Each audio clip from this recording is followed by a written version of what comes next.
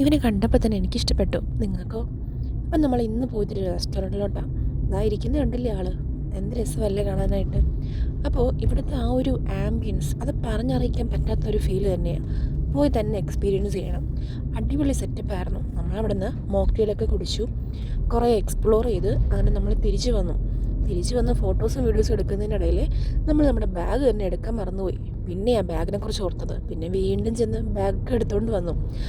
പിന്നെ നമ്മൾ നേരെ ലുലുവിലോട്ട് വിട്ടു. ലുലുവിൽ എപ്പോഴും വരുമ്പോഴത്തേക്കും ഇവിടെ എത്തുമ്പോൾ ഞാനങ്ങ് നിന്ന് പോവും.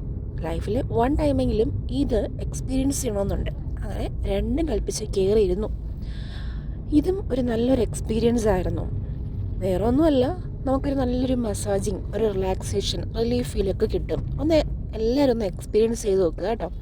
കാലിലൊക്കെ നല്ല രീതിയിലുള്ള മസാജ്, പിന്നെ ഹെഡ്, ബോഡി, നമ്മുടെ ഹാൻഡ്സ്, ലെഗ്സ് എല്ലാം, ചുരുക്കി പറഞ്ഞാൽ ബോഡി ഓൾ ഓവറുള്ളൊരു നല്ലൊരു മസാജ്.